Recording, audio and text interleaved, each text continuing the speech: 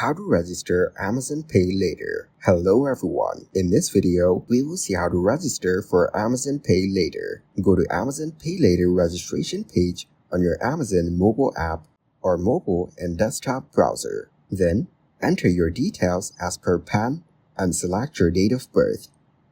Complete your KYC. There are 3 modes of KYC completion.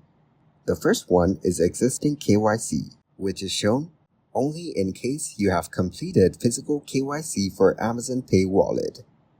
There's also an OTP-based eKYC, which is the second one.